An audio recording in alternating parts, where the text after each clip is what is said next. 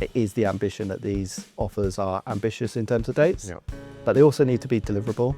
And we also need to understand, as I kind of outlined earlier, what customers are looking for, what they value in terms of clarity about risk, and how we kind of manage risk, because there are different levers that you could pull in terms of being more risk or less risky.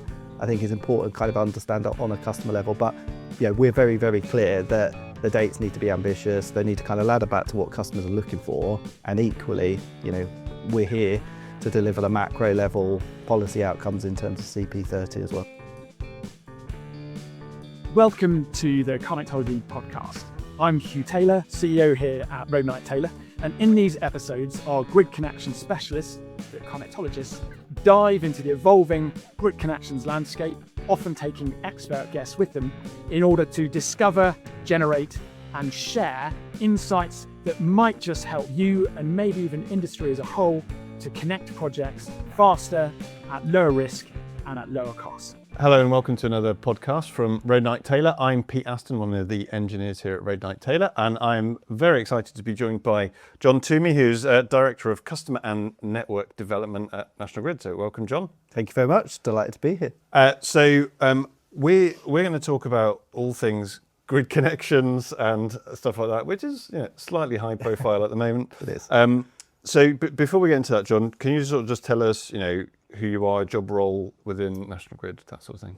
Yeah, no, and big thanks for having me today. So John Twomey, Director of Customer and Network Development in National Grid. So I'm part of the transmission business in National Grid. So essentially that means that I have accountability for customer, so all parts of the customer life cycle for both existing and new customers looking to connect and be operational on our network. And my team also play a really important role in terms of the front-loading decisions that we need to make around design the network and architecture decisions for the network as well. So it's a really, really important and brilliant role, and one where we work really, really closely with customers and stakeholders. Yeah.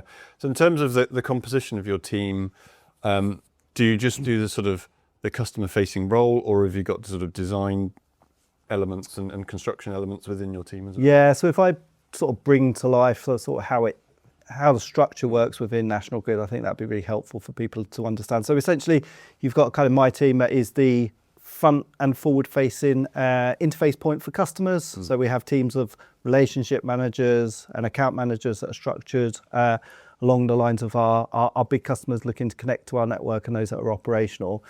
We've then got development teams, essentially kind of develop the infrastructure that's required off the back of connections, but also more broadly for infrastructure that's required because of just load flows from Scotland coming down into England. And there's big teams that kind of do that both on substations and overhead lines. And then essentially there is another part of the transmission business, which is essentially is the capital execution part. So essentially teams of people who are project managers in terms of delivering the physical construction and infrastructure, both at substations and overhead lines onto the network. That's a big team. There's a lot going on. It is. I mean, it's obviously networks is obviously a big and important thing for customers as we go forward. Huge amount of people across those teams that all work really, really closely together. On top of that, you've got big growth ambitions in the organisation, onboarding lots of new people as the kind of the demands of hitting Clean Power 30, how we kind of support strategic demand projects obviously begin to kind of mature. So yeah, there is loads going on, and undoubtedly we have a huge and really responsible role in terms of what we need to do to obviously facilitate for the needs of customers and stakeholders. Yeah. So I guess everyone who's listening knows that we're at like a crucial turning point, like maybe one of the sort of most important turning points there's been for at least a decade or more, isn't it? So what's the sort of main message that you would like listeners to take away in terms of what National Grid are doing to try and, take everyone along on this journey of clean power and grid upgrades and so on? Yeah, I mean, I'll start with connection reform, I guess, which is kind of sort of front and centre, I guess, for many customers right now. And the first thing I'll probably say is that, I guess for everyone, the progress that has been made has been really disappointing today. Obviously, the complexity of the industry program has meant that customers have had to wait a prolonged period of time in terms of understanding whether they're at gate 2, and when they are at gate 2, what phase they are in of gate 2, and that's taken too long for different reasons. I guess importantly, what that has now enabled is that we're now at the engineering part of the process, and that's where National Grid electricity transmission obviously starts to become quite a lead role in terms of the key decisions that need to be made on that. So we are very much in kind of doing and execution mode now. Beginning of this year meant that we can now start to undertake the work around kind of system studies to work out both kind of decisions around sort of substation designs, but also the works that are required for customers. Big kind of number of things for me that's really, really important, particularly over the next 6 months. So first and foremost, this process needs to feel really transparent for customers. I think it has felt, if I talk to many customers, like it's been a bit of a black hole, and there hasn't been the level of transparency and visibility, and that gives a lot of concern and kind of tension into the process. So there's lots of work ongoing, particularly like with government and NESO around how we build more transparency, both at a project level, but equally at kind of a program level in terms of progress that's being made. So what does that look like week to week? What are the types of activities that we're going to undertake? What have we done that week? What does next week look like? Kind of getting down to kind of that level of detail to give kind of confidence and trust in the forward-looking set of activities that need to happen. The other two things that I will kind of talk about is that this process and the success of this process is about customers feeling that they get from it what they need. So really understanding the customer needs in the process. What do customers want? What do the projects need, both in terms of timeframes, connection points? Are there levels of risk that certain customers will be prepared to take on? How do we understand risk approach? So a lot of work going on with customers behind the scenes in terms of really understanding what that means for them and their organisations and also their portfolios. Making sure that intelligence is really, really at the centre of engineering decisions over the coming weeks and months. And then the third key part of all of this is obviously making that the outcome is delivered, both in the timescales that's been set by the industry plan, but also that the quality of the contracts coming out is at the standard that customers expect. And kind of my big expectation with all of this is that we've had the right conversations at the right time. So when those contracts go out the door, customers know exactly what they're going to kind of look and feel like. Yeah. So those three things I think are going to resonate well with developers. So if I play that back, I guess it was transparency, customer centric, and sort of quality in terms of the offers. So all else, sound great and definitely sound like the things that developers are going to be wanting and get to focus on. Before we get into some more sort of detail around some of the processes about how you do the designs and so on for the Gate 2 offers, could you just very quickly talk us over the sort of interface between National Grid and NESO, because it's not always apparent who's doing what in the process. So yeah, it'd be good to just sort of see where there's that sort of the handoff points, I guess. Yeah, I can cover that. So I'll keep this quite high level, but hopefully it will cover the kind of main points that need to be made. So in terms of National Grid electricity transmission, we are the owner of the asset base for the transmission network across England and Wales. So that essentially means that we own and maintain, and we also build the assets at predominantly 275 and 400 kV for both substations and overhead lines. That is obviously a really important part, particularly with connections, about making sure that we are designing and building and facilitating the time frames for kind of what customers expect. We work really, really closely with NESO in connections. So we essentially have a contract between NGET, so National Grid Electricity Transmission, and the NESO, which essentially will set out things like what we need to build, the program for how we're going to build it, the cost of building it, and sort of technical considerations. That's the TOCO. That is the TOCO. That's the transmission owner connection offer. Is that what? That's right, yeah. So it's essentially a contract that forms exactly what the contract between NESO and customer will have. So NESO and customer, will be split predominantly with the bilateral connection agreement and then the construction agreement. Our contract is just a single contract that essentially does both things. So we've got back-to-back contracts with customers. Obviously, NESO's role is that they are the contractual interface with customers, and they are, I guess, accountable for the management of customers and their needs. But we work really, really closely with them because, you know, the strong feedback that we get from customers, and I completely agree with this, is that we've got to be a really close and tight partnership, because actually it needs both organisations to collectively be aligned and working really, really well to deliver on the needs for customers. And so in the connections reform process, this is obviously a one-off process, so a bit unusual, but essentially NESO's formed the queue, haven't they, based on the whole sort of application process and the gate 2 readiness and all that sort of business. And then they provide you with the queue, and they go, here's the queue order, here's everyone that's in the queue, and then your job is then to sort of design each connection sort of in turn. And that's what then forms the basis of the offers. Yeah, exactly that. So kind of big part of the process on the connection reform today has been to kind of form that queue. So who's protected, who's in phase 1 and who's in phase 2. That will cover all different types of technologies that have come through gate 2. That background is provided to us, and then that sets the basis for us doing the engineering studies. So what we essentially will do is we'll do a lot of different technical studies, both on a national and regional basis, to then work out what are the right design choices and what are the works required. Obviously against the backdrop that there are existing connection agreements that exist today, because all of these customers have something signed as part of this connection reform process as well. But yes, I think that's a really helpful overview. So getting into a bit of detail now. So what's National Grid's approach to connection dates? So all the gate 2 offers that come out are going to have a connection date, or maybe it's staged or whatever. But is your approach to connection dates going to be, if everything goes really, really well, you can connect in 2029 or something, but realistically it will be 2031. So how do you go really ambitious or really optimistic or really sort of cautious? I'm just interested to how you gauge that, because it's quite difficult. Yeah, and it's obviously been a huge topic of conversation, kind of more broadly as part of this process.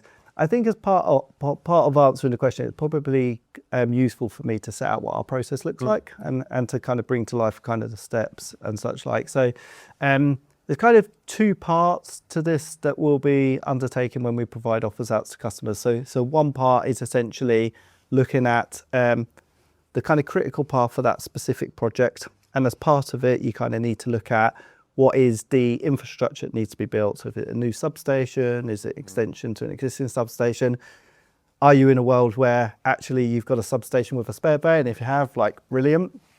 In that, we'll have runways, and those runways will give us guidance around what has been both historic time to deliver those types of connections, but equally when you bake in things like land and policy changes, what do you expect to see in terms of kind of betterment?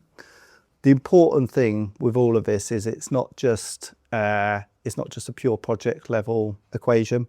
We need to be looking at the portfolio level. So what that essentially means is what's also the system access windows that you're working within in that region. How many connections and other works do you have? What system access windows do you kind of need to kind of deliver within? What I would say is you bring all of that together, and it is the ambition that these offers are ambitious in terms of dates, but they also need to be deliverable. And we also need to understand, as I kind of outlined earlier, what customers are looking for, what they value in terms of clarity about risk, and how we kind of manage risk, because there are different levers that you could pull in terms of being more risk or less risky. I think is important to kind of understand that on a customer level. But we're very, very clear that the dates need to be ambitious. They need to kind of ladder back to what customers are looking for. And equally, we're here to deliver the macro level policy outcomes in terms of CP30 as well. And is within this, you've talked already about sort of having those conversations with customers maybe prior to the gate 2 offers sort of coming out. Will customers be able to defer connection dates to a certain extent if you could deliver in 2030, say, but the customer might not be ready till 2031? Is that a conversation that could be had with the customer? Yeah, exactly. So that essentially is the process that we are currently running with customers to understand what they're looking for. In certain cases, it could be that the infrastructure to deliver the connection is ready earlier than a customer might like for different reasons. If that's the case, then we'll be talking about how we make sure that we can entertain the right landing point for the customer kind of based on their feedback. Ultimately, success in this process looks around getting the right handshake on terms of what can be delivered physically from a network point of view, and making sure that that's in kind of line with what the customer is looking for. Because, as we see, like lots of different technology types looking to connect to networks, batteries can move really quickly or quicker than other technologies. Likes of things like nuclear and offshore wind obviously have a larger and more complex on paper kind of critical path that needs to be followed. Thank you for listening so far. If insights like these are valuable in your work, then feel free to subscribe and stay current as Britain's connections landscape continues to evolve. Now, back to the connectologists. And so to talk about batteries then, I think everyone who's listening will know that the battery queue's oversubscribed. So what's National Grid's approach to issuing Gate 2 offers for batteries? Do you have to issue Gate 2 offers to every battery that's got a Gate 2 offer, even though you know that they're probably not all going to build out? It's just trying to sort of gauge that just general approach. Yeah, I think probably I'll start first and foremost with, I guess, connection reform and its policy and what it was looking to achieve, and then we'll kind of dive down into that. So, obviously, it's essentially at the top level, connection reform, was and is required because of the levels of oversubscription that we're seeing in the market prior to it coming. And we've obviously been a big supporter in terms of the need for change, which has come through. Specifically for batteries, we have seen quite material oversubscription to what was envisaged. So, just from our network, we need around 10.5 gigawatts of battery connections by 2030, and that number actually remains the same out to 2035. Through Gate 2, we've got around 47 gigawatts of batteries at Gate 2, and quite a significant oversubscription, particularly in the kind of phase 2 of that as well. That is problematic. I'm not going to try and dial that down. I mean, it does mean that we will need to look at kind of design solutions across that 47 gigawatts of batteries that have obviously made it through. It's very clear that kind of the Gate 2 rules is around those that have made it through obviously need to get an offer in line with the methodology that's come through. And we will do that, and we are doing that, and we're kind of working with the customers to understand kind of their portfolio and the design choices that we need to make. But undoubtedly, it is going to mean that it's going to trigger many more connection points and substations that is required under the CP30 targets.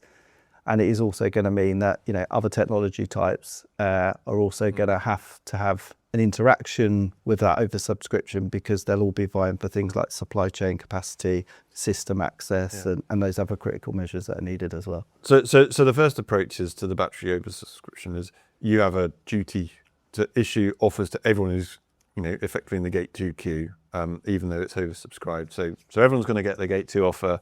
But I guess you were starting to pick up on this. That the main impact then of sort of an oversubscribed BESS queue seems to be more on the sort of bay allocations, and if there's all the bays and existing substations are used up, then new substations in order to connect them. So is that the main issue, or is there sort of an issue with wider network reinforcement because of the batteries as well? Primarily an issue with substations and bays. So from a kind of a wider network perspective for batteries, if batteries are behaving in the market as you expect, then they won't normally be driving the need for new overhead lines across the network. And you can do a lot of clever and fancy things with the modelling of the overhead lines and deep into networks, constraint management, NESO being a big part of that. What you obviously can't do is you can't attrition out a physical connection point. So all of those 47 gigawatts of batteries will need a physical connection point into the network. And essentially then we will kind of need to look at to what extent we will need to extend existing substations and build more substations within a region. And there are certain regions where I guess which have a larger oversubscription and hotspot to this. So essentially it does come down to, it kind of will drive a level of different decision across kind of your network design and architecture decisions, and then the ongoing challenges that you'll face around things like system access and supply chain and what you need to build. But ultimately, those projects are at gate 2, and we need to be really, really clear about what our role is at that stage of the process. I know that there is work ongoing through government and Ofgem around looking at battery oversubscription as a specific topic that's come out of connection reform, but obviously the timeframes connection reform means that it's probably unlikely that any recommendations from that process are going to flow into what needs to happen over the coming months. Yeah. So given that the physical connection point's probably the biggest issue with battery oversubscription, because I like what you're saying to go, well, actually, in terms of wider networks, you can make a few more assumptions around how many might end up connecting, and you can sort of flex that a little bit. Bay sharing has become a bit of a sort of hot topic in recent months. And does that form, or maybe firstly you could sort of talk us through what you think we mean by bay sharing, and because NITO did issue some sort of guidance policy on it a year or so ago. But if you could talk us through what you think we mean by bay sharing, and then like how that might help with some of the sort of designs that you're doing for all these battery connections. Yeah. So, first and foremost, I think bay sharing is a really important part of the output of connection reform, and on paper has the ability to be a real win-win. It has the ability that a number of customers can connect into a bay. That feels like a good thing in terms of expediting time and the level of infrastructure that's required. And the second part of it is that we can then be really fine-tuned in terms of like what the architecture decisions for substations will look like. At a high level, bay sharing does exist today in our network. So we have a connection product called Grid Parks. That essentially means up to 3 different customers can connect into a single transformer that goes back to a kind of a single bay, so it exists. The extension around bay sharing is how we can essentially accommodate 2 or more customers into a bay in a substation. And I guess for any listeners who aren't familiar with the grid park idea, that tends to be like 3 sort of smaller sized connections, doesn't it? Like you've got 150 MVA transformer or something, and 3 50 megawatt batteries or something like that. Exactly that, yeah. So you're quite right. It needs the characteristics of those projects to be around 150 megawatts in totality. I guess the bay sharing has the potential for bigger sizes of projects to connect in, because the bay, is normally good for kind of 1,800 megawatts on paper. So it has the ability to be a really, really powerful and important part. I mean, historically, it hasn't really been an option, and the reason for that is because all of the bays have been allocated to customers pre-connection reform, and it's needed agreement from most customers to change it. And my experience is that it's been difficult to get that agreement. And I guess in the past you had enough bays to go around as well, so you almost didn't need to do it. Certainly in a world where you had spare bays, this issue didn't exist. You're now in a world where you've got such high competition for connections and bays that the efficiency of kind of looking at how you can connect more is obviously really important. So we see it as really, really, really key. I guess the big part of it is really understanding though which substations have the ability for bay sharing and which don't. Some of the more older legacy operational substations still need assessment around their feasibility for bay sharing, proximity of other assets, the way it's configured.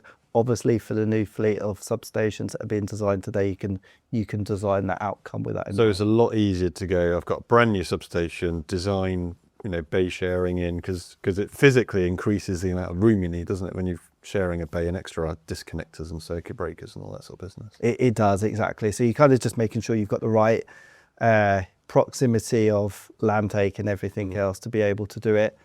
But we are hugely supportive of bay sharing as being an important connection product going forward. I guess the big part of it is kind of making sure that we've got confidence and clarity of where it can be applied, because obviously we want to make sure at the point that offers going out to customers, that they've got something that they've got confidence in and it's investable, and therefore doing that assessment, which we're undertaking right now, is really important to get to that outcome. Yeah. Sticking with the sort of the idea of batteries and oversubscription, everyone's expecting there to be a certain amount of attrition at some point in the future. Maybe even during the course of this year, developers will get gate 2 offers and they won't accept them for whatever reason. So how's that then going to be factored into this process? Because it's going to feel like, all the gate 2, phase 1 and then phase 2 offers are going to go out, and then in the process, some of them aren't going to be accepted. And, so how are you going to then have to factor sort of the redesign of these schemes into the process? It all sounds like a bit of a challenge. Yeah, I mean, I look at it as a positive challenge, but it will be a challenge. I mean, we will expect that there will be some offers that obviously go out and are not signed for different reasons. Now, what the volume of those offers actually look like remains to be seen, and different organisations and individuals have a different kind of view on that. What is really, really important behind this is that as offers don't get accepted, the options for other projects that are technically behind those projects in the queue have the opportunity, therefore, to go forward. So I see particularly like the next year, probably following connection reform, as being probably an important year of optimization. You could essentially see like a second wave of voluntary updates to agreements. And the reason I say kind of voluntary is I do think at that stage it will be about having the conversations with customers that this opportunity has become available, and is this an opportunity that they kind of want to take forward or not. But it will need to be worked through on the basis of the queue order and where people kind of sit within the new gate 2 process. So I guess there's something like hypotheticals I could think of here, and so I'll work through some examples because it may be useful. So if a customer has let's say it's a battery customer, has a gate 2 offer into a bay in an existing substation, and then so customer B has an offer for a connection into a brand new substation. But the customer A, the first battery, chooses not to proceed with their gate 2 offer for whatever reason. What's your process then? Do you go, right, there is now a better, cheaper, quicker, whatever solution for customer B, and at that point you would then have a conversation with customer B, or is it, will you just automatically go, right, you've now got a different connection point, issue the offer out regardless, or you have the conversation first, or is... Yeah. It will definitely be a conversation first. I mean, I think it's really important through this process that we are making sure that any changes to contracts going forward go through a really mature, deep process in terms of understanding what that change is and making sure it's fit for purpose. I guess in that scenario that you've just put forward, you would hope that there would be clear alignment with that. Waiting for a new substation versus an existing one sitting there would obviously feel like something which hopefully would be really aligned with what a customer wants to see. Undoubtedly, from a networks perspective as well, that we wouldn't want to invest and trigger a new substation before we really needed to, unless there were really clear grounds that it was very much a no regrets decision for future proofing. So I think in that situation, it would make perfect sense, move that customer, it would mitigate the investment that you'd need to spend on the new substation, and therefore that's a good thing for consumers as well.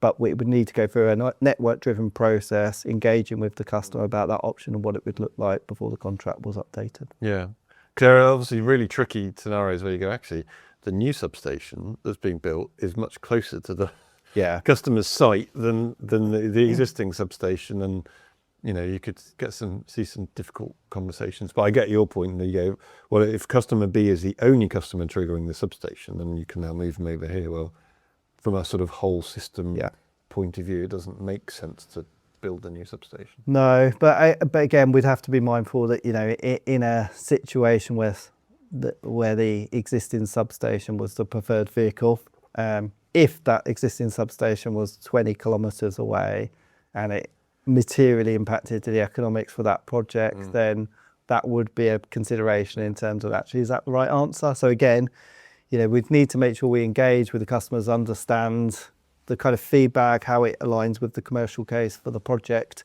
before any decisions that were made. I think, I would hope that in that optimization process would feel on balance like a very good process for customers, because it would be about moving forward, so betterment in terms of time and works.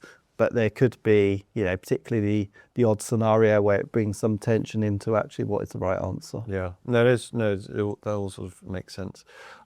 Just moving away from batteries quickly, I think it's probably worth talking about demand connections for a bit. I guess some of the answers might come out the same, but obviously NISO and Ofgem, the government, are going through the process looking at the demand queue now, like they were previously looking at generation queue, and there's, I guess, the possibility of the demand queue shrinking from what seems like a very large number in the demand queue. How will what will be the impact of demand projects being removed from the queue in terms of like network design elements, bay allocations, that sort of thing? Yeah.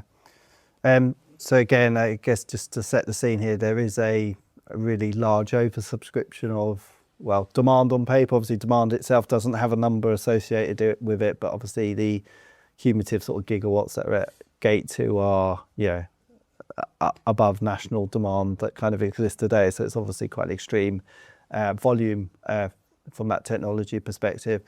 If demand was to fall away, it would have, I think, probably quite a positive impact in the optionality for other customers that would be contracted in the background in terms of a bay perspective. So what it could mean, for instance, is that there's access to bays that are now available for other forms of technologies that could be utilised. It won't have a bearing on sort of significant changes to sort of wider system works. So the engineering work that we're doing assumes a forecast of what we expect demand to kind of look like that goes into study process. It doesn't put all of the demand that's currently in Gate 2 into the study process, because if it did, it would be driving probably a very incorrect and challenging answer to come out. So it is based on a kind of forecast and recommendation that comes from NISO. And then we use that as part of our power systems analysis to kind of look at the works. So it sounds almost identical to the story the picture you painted for batteries in the sense that, the oversubscription of demand in the queue is impacting on bay allocations and new substations, but not necessarily impacting on the wider reinforcement, because you can make assumptions around how much batteries are actually going to connect, how much demand will actually connect. So it sounds quite a similar story across both. Yeah, it is a similar story. The probably one notable difference is that batteries retain different type of queue positions across the Gate 2 process. So, specifically, if we were to talk about batteries in phase 1, we have more batteries in phase 1 than what our CP 30 and 35 number is. So that does mean there's probably more tension up front between batteries having access to existing substations and not triggering the need for new substations at that point. For demand, the large volumes of demand are towards the back of the phase 2. So characteristic-wise, it is probably more from a demand point of view about how many new substations do you need. Yeah. And but obviously the lead time associated with developing and delivering those substations mean that actually that needs to still be sort of initiated, and we need to be working through that over the coming years. Yeah. So the difference between battery and demand is more of a sort of a phasing issue over the next 9-10 years. Yeah. Okay, that's interesting. And would the same sort of process happen if demand customers were to be removed from the queue for whatever reason? Then there would just be the same sort of redesign, looking at optionality type process that we talked about for batteries. Whereas you would then potentially go and have conversations with other customers to go, this demand project's now come out of the queue, so there's now an option for you to come in here. It would be the same type of process. The only difference being that a lot of the demand is towards the in phase 2 and towards sort of middle to back end of phase 2. So that does mean kind of on paper that the optionality for demand coming out is more about the fact that you're not triggering more extensive new substations than what you need. So it's more around that rather than it provides an opportunity for someone else to move into that slot, because they've actually got a slot on a substation that needs to be built in the future. Yeah, that makes sense. And does it work both ways around in terms of like if a demand customer was to come out the queue, those bays could get allocated to a battery or a solar farm or something, and if a battery and the solar farm were to be removed from a queue, the bays could then be allocated to demand customers. Does it work that way around, or the bays for batteries can only be refilled with generation connections or something? Yeah, no, I mean there is kind of optionality for different types of technology and generation and demand to have the flexibility to go into different types of bays. For some substations, there could be technical reasons as to why that might be difficult for certain projects. So you might get to a position where you either hit your kind of max generation number at that substation, and therefore it's difficult to put another generator in, or there could be things like the characteristics of this project mean it creates like fault level impacts, and those fault level impacts mean that we need to kind of replace lots of equipment within the substation. So it does come down to the characteristics of probably how big the project is and what type of technology it is and the effect it has on the system. But bays can be very interchangeable between demand generation and within generation as well. Yeah. So I guess you've painted a broad picture, but in reality, every situation is site specific, and every scenario you've got to look at on its own merits. You do, and the important part of that is having the backdrop of like the right information at the time to kind of support what are the constraints within the substations, and therefore what flexibility does that arise to kind of all customers or a subset of customers. And moving on from some of those technical considerations as we sort of move towards the end of the podcast here, what's NGET doing about that sort of people resourcing point of view to actually deliver some of these connections? Because there's obviously quite a steep increase in the amount of connections you've got to deliver per year. So can you give us a sense of what that looks like in terms of sort of a people resourcing point of view?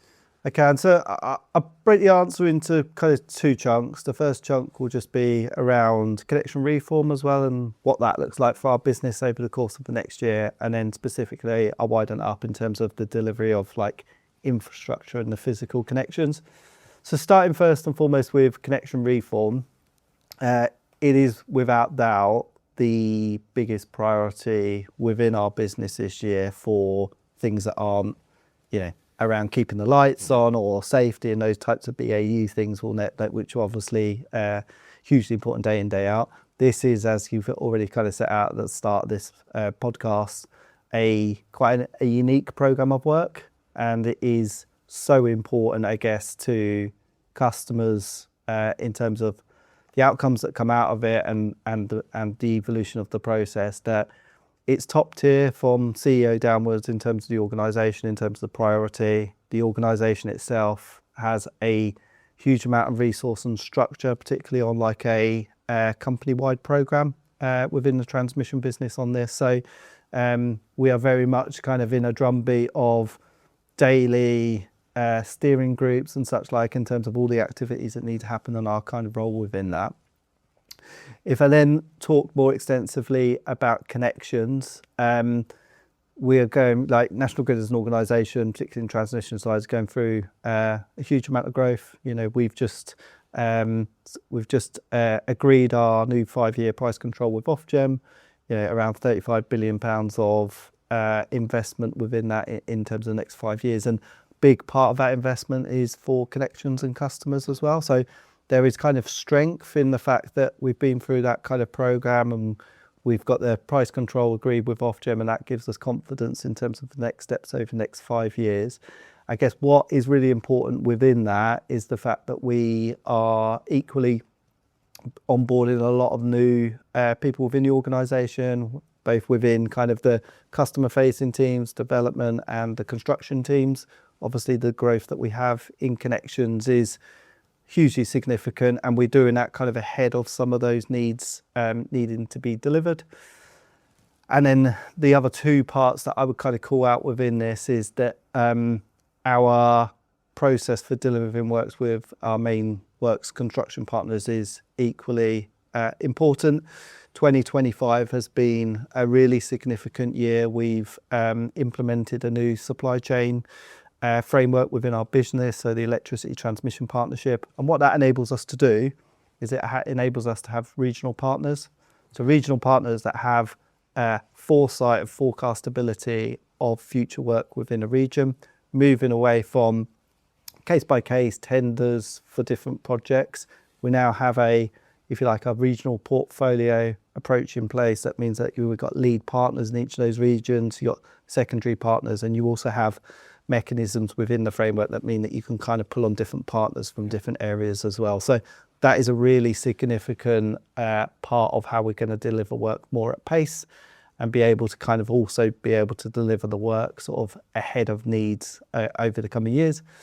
The final bit, which is more of a industry-wide piece, is obviously the importance of system access reform. So, building the assets is one thing, making sure you've got the right level of system access to be able to connect the new infrastructure in is obviously really, really integral. So there is a really central piece of work going on through NESO and Ofgem and government involved in terms of system access reform. Our kind of strong place in that work is obviously to make sure that we are got a firm seat at the table in terms of how we can make sure we shape the maximum level of system access that you've got.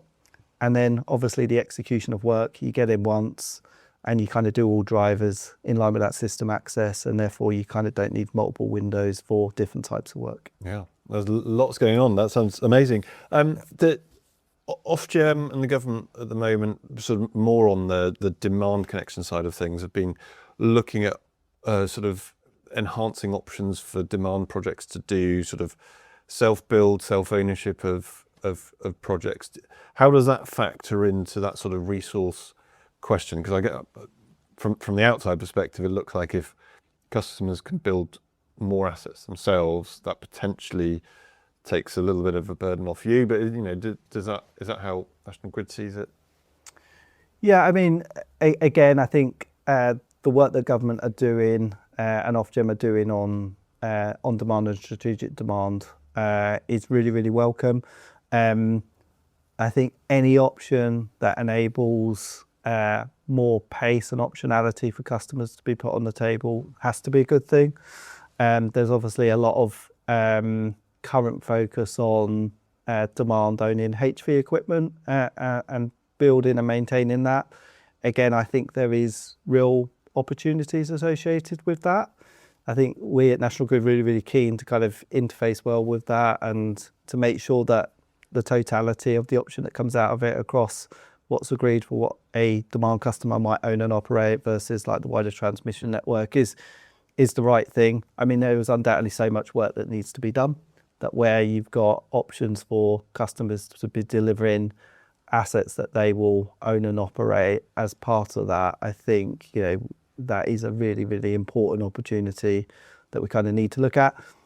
It's probably coming at a time where it's quite tight with the connection reform work and making sure that can feed in. But I'm kind of really, really hopeful that we can make the right decisions around that. We're certainly from a National Grid point of view, not in a position that we want to protect building everything ourselves.